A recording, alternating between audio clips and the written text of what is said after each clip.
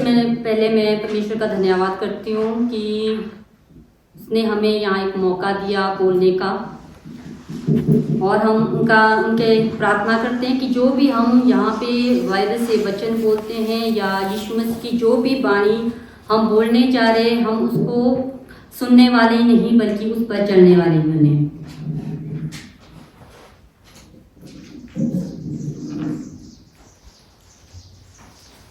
यीशु मसीह ने सलीब पर 7 बोलियां बोली। उसमें से सबसे पहली वाणी थी लूका रचित सुसमाचार उसका 23 अध्याय 34 आयत। तब यीशु ने कहा, हे पिता, इन्हें क्षमा करना क्योंकि ये नहीं जानते कि ये क्या कर रहे हैं।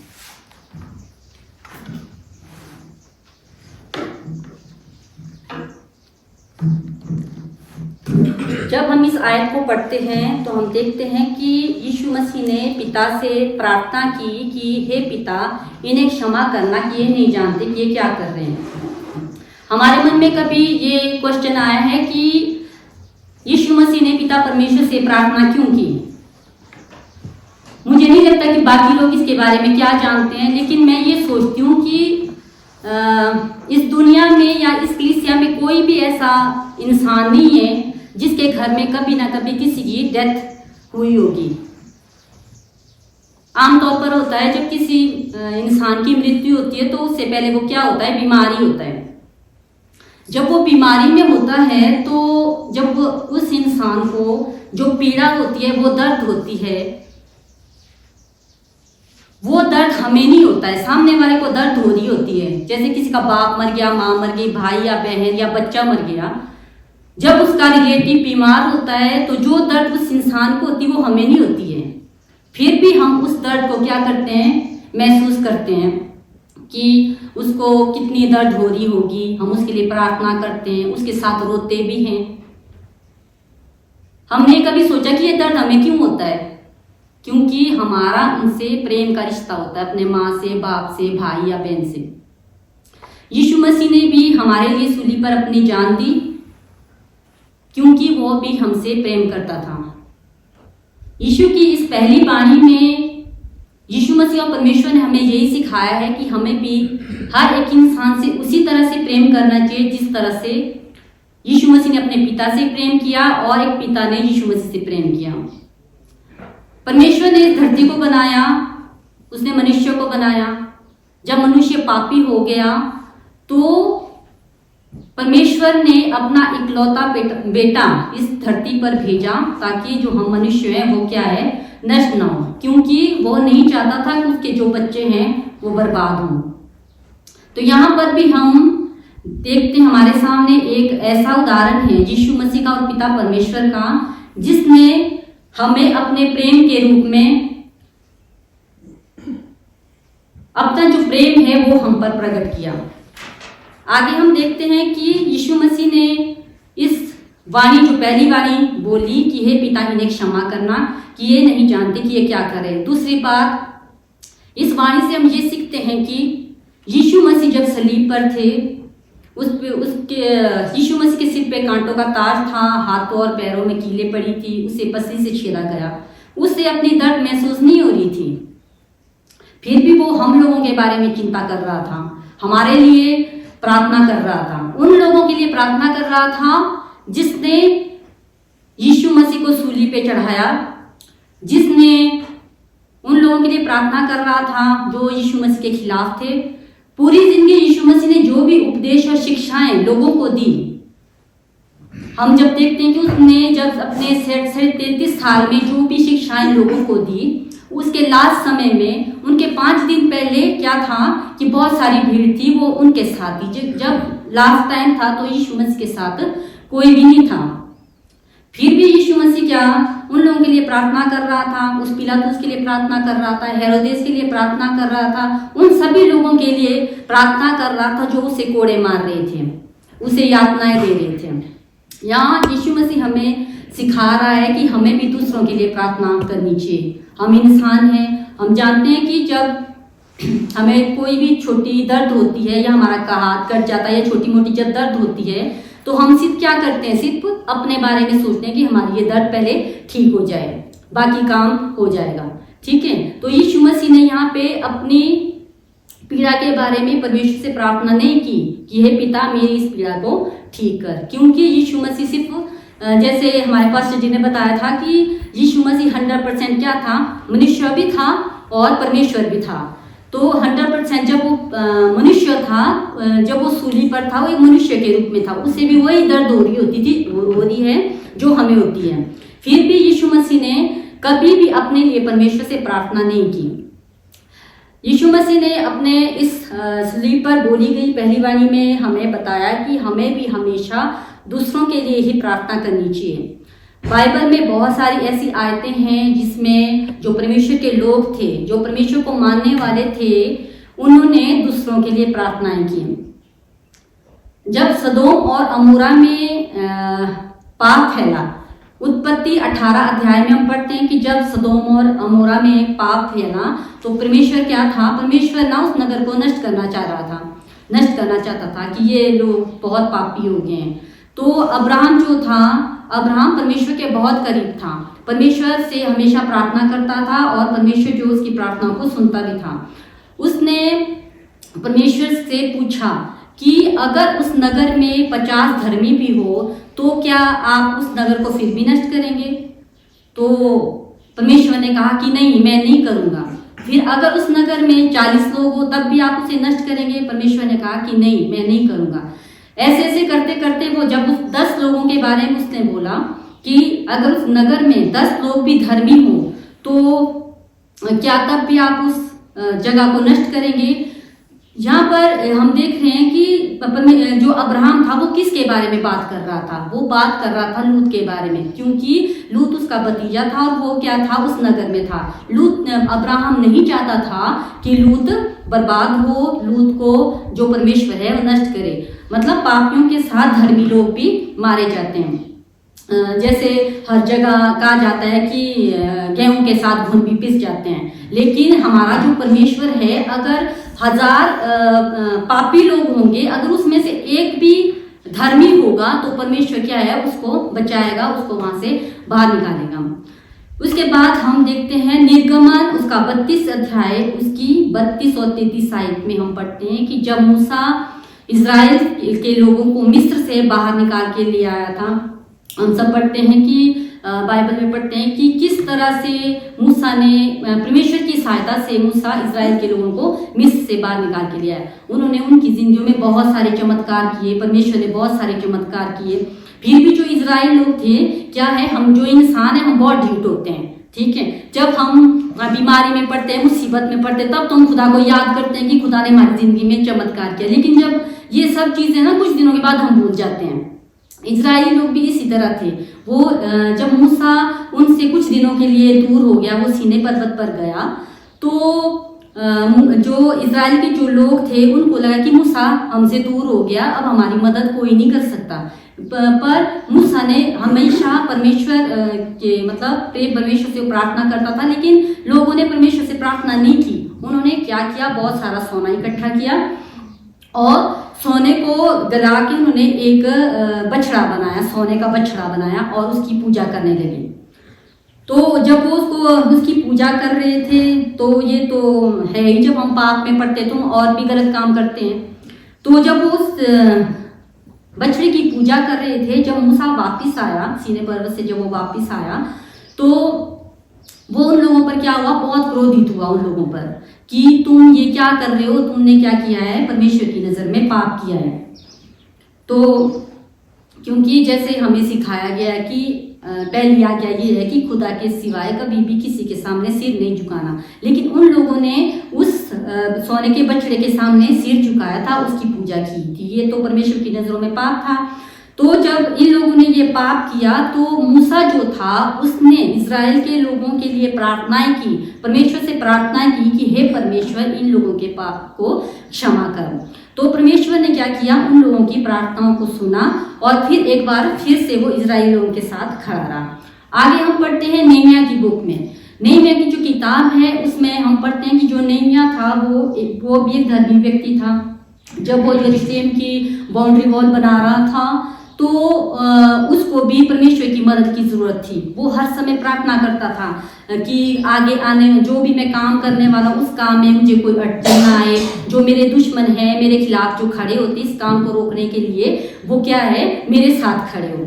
तो यहाँ पे हम देखते हैं कि जब हम परमेश्वर के साथ, जब हम किसी काम को करते हैं, परमेश्वर से प्रार्थनाएं करते हैं, तो परमेश्वर भी हरदम हमारे साथ खड़ा होता है। इंसान हमारे साथ कभी खड़ा नहीं होता है, क्योंकि जब हम सही रास्ते पे चलते हैं तो हमें अकेला ही चलना होता है। लेकिन परमेश्वर ने कहा है कि तू मत डर, मैं हमेशा तेरे संग संग चलूंगा।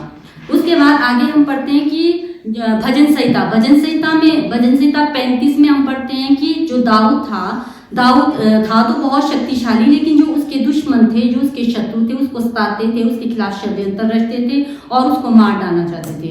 जो दाऊद था वो परमेश्वर से प्रार्थना करता था, किसके लिए, अपने सताने वालों के लिए, अपने शत्रुओं के लिए।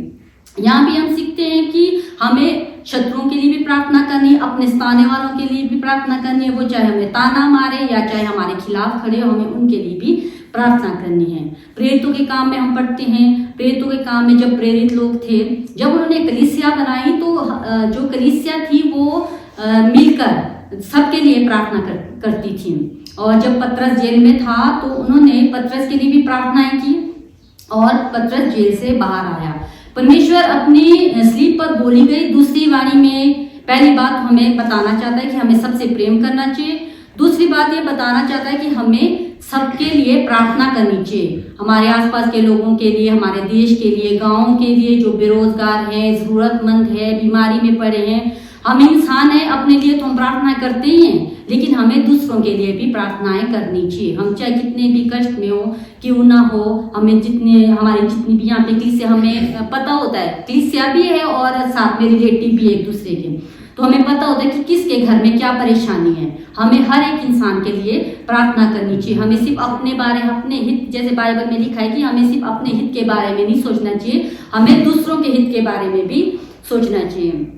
तीसरी बात, हम यीशु मसीह की स्लीप पर बोली गई पहली वाणी में ये सीखते हैं कि परमेश्वर जी मतलब यीशु मसीह ने दूसरों के लिए क्षमा करना भी सिखाया। उसने परमेश्वर से प्रार्थना की कि हे पिता, इन्हें क्षमा करना, ये नहीं जानते कि ये क्या कर रहे हैं। यीशु मसीह चाहता तो यीशु मसीह चाहता तो परमेश्वर से ये कह सकता था कि पिता, इन लोगों को कभी माफ मत करना कि इन्होंने मुझे मारा है, मुझे सूली पे चढ़ाया। लेकिन यीशु मसीह ने प्रार्थना नहीं की। यीशु मसीह ने ये प्रार्थनाएं की, हे पिता, इन सबको क्षमा करना।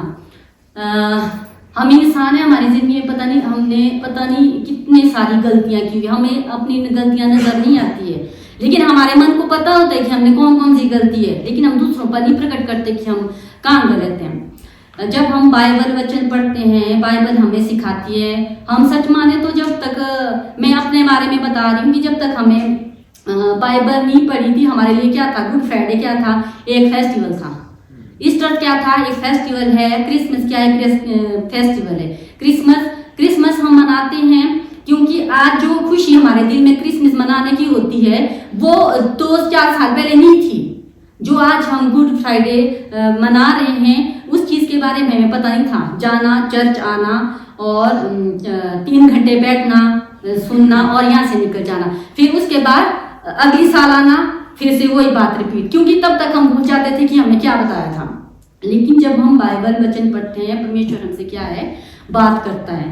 हम बाइबल के बारे में इतना नहीं जानते, लेकिन जितना जानते हैं वो हमें याद रहता है। ठीक है, तो आगे परमेश्वर ने हमें यही सिखाया कि हमें हमेशा दूसरों के लिए प्रार्थना करनी चाहिए। यीशु मसीह ने परमेश्वर से उन लोगों के लिए प्रार्थनाएं की, क्षमा करने के लिए जिसने उसे सूली पे चढ़ाया, कोड़े मारे और क्या किया, उसके पसली को छेदा, हर जगह से उसे खून टपक रहा था, उसे यातनाएं दी। उन लोगों के लिए वो परमेश्वर से क्या है, प्रार्थना कर रहा था। यीशु मसीह हमसे कहता है कि हमें हमेशा दूसरों को क्या है, माफ करना चाहिए, जैसा उसने हमें सिखाया। दूसरों को माफ करने से क्या होता है, दूसरों को माफ करने से होता है हमारे मन को शांति मिलती है। मैंने अपनी पर्सनल जिंदगी में सीखा है वैसे मैं अपने बारे में तो क्या बताऊं, पर मैं थोड़ा सा ये बोलना चाहती हूँ कि मेरा जो मन है वो दया से भरा। मैं बहुत परेशान हो जाती हूँ अगर कोई मेरे को इग्नोर करे।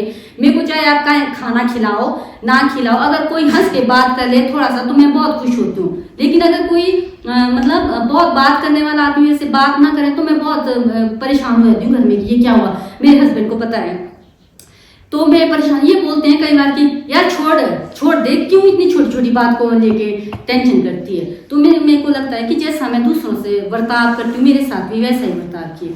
तो जब हम क्या है दूसरों से जब हम नफरत करते हैं ना, क्या होता है तो हमारे मन में हमें नींद नहीं आएगी। उस इंसान को पता हो चाहे ना हो कि हम उससे नफरत कर रहे हैं, लेकिन हमारे मन को पता होता है, हमें नींद नहीं, हम बेचैन हो जाए। अगला बंदा तो सो जाएगा खा पी के, ठीक है, बोल दिया उसने और वो सो जाएगा, लेकिन जो हम बहुत परेशान हो जाते हैं। तो परमेश्वर कहते हैं कि हमें सबको माफ करना है। हमारे पास्टर जी ने एक सरमन में बताया था कि जो नफरत का जो बीज होता है ना, वो हमारे मन में मतलब जो नफरत होती है वो एक बीज की तरह हमारे मन में जाता है और पेड़ बन के उगता है, ठीक है। अगर हमें कोई छोटी सी बात बोल देगा, उसने तो शायद किसी और को बोली होगी, लेकिन मुझे लगेगा मुझे बोल दी, ठीक है, वो चीज़ मैं मन में लेके बैठ जाऊंगी। अगली बार वो किसी और, फिर मैं सोचूंगी वो मुझे बोल रहा है। क्या होगा, कुछ दिनों के बाद क्या होगा, वो जो बीज है ना वो एक बहुत बड़ा पेड़ बन जाएगा और हम उस इंसान के खिलाफ क्या है नफरत करने लगे। मतलब हमारा मन जो है वो अच्छी चीज़ों को देर से एक्सेप्ट करता है, जो बुरी चीज़ है उसको जल्दी एक्सेप्ट करता है। तो फिर परमेश्वर ने कहा है कि हमें कभी भी किसी से नफरत नहीं करनी चाहिए। हम इंसान हैं, हमसे गलतियां भी होती हैं, हम गुस्सा भी करते हैं, लेकिन परमेश्वर ने अपने वचन में कहा है कि मेरे बच्चे हैं जो गुस्सा करते हैं, गुस्सा सिर्फ सुबह से शाम तक होना चाहिए, सूर्य अस्त होने से पहले खत्म हो जाना चाहिए। हम जिंदा है, हम बोल भी देते हैं और मतलब हमें नफरत नहीं रखनी चाहिए अपने दिलों में दूसरों के लिए। तो परमेश्वर ने हमें हर समय एक अच्छी संतान होने के लिए बनाया है कि जो परमेश्वर के जो बच्चे हैं वो यीशु मसीह और परमेश्वर जैसे ही बने, वो दूसरों से प्रेम करें, दूसरों के लिए प्रार्थनाएं करें और कभी भी किसी से नफरत ना करें। तो मैं अभी सवारी मैंने एक सरमन सुना, मैं नहीं गई थी, लेकिन पास्टर जी ने उस सरमन में बताया कि इस दुनिया में क्या है, 3 तरह के लोग होते हैं, ठीक है।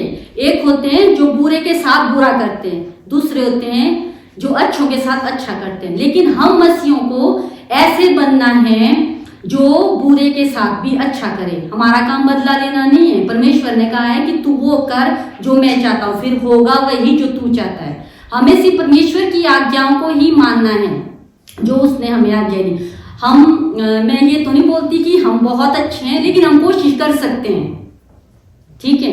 तो ये वाणी हमें यही सिखाती है कि हमें हमेशा दूसरों से प्यार करना चाहिए। और बाइबल में बहुत सारे ऐसे वचन भी हैं जो दूसरों की क्षमा के लिए है। जब हम लॉर्ड्स प्रेयर बोलते हैं उसमें भी हम बोलते हैं कि हे परमेश्वर हमारे पापों को क्षमा कर, क्योंकि हम दूसरों के अपराधों को क्षमा करते हैं। मत्ती 6 में लिखा है कि यदि तुम मनुष्य के अपराध क्षमा करोगे तो तुम्हारा पिता भी तुम्हारे अपराध क्षमा करेगा। मत्ती 18, 21 और 22 में लिखा है, तब पतरस ने कहा कि यदि मेरा भाई मेरे विरुद्ध पाप करे तो कितनी बार क्षमा करें? परमेश्वर ने कहा 7 के 70 गुना तक, यानी असंख्य बार। जब भी हम परमेश्वर से हम जिंदगी में अपनी पता नहीं कितनी गलतियां करते हैं, हर दिन हम गलती करते हैं, हर दिन हम माफी मांगते हैं, रोज परमेश्वर हमें माफ करता है। तो परमेश्वर चाहता है कि हम भी ऐसी ही उसकी संतान बने, जो बर्ताव परमेश्वर हमसे करता है, यीशु मसीह हमसे करता है, हम भी उन लोगों से वैसा ही बर्ताव करें।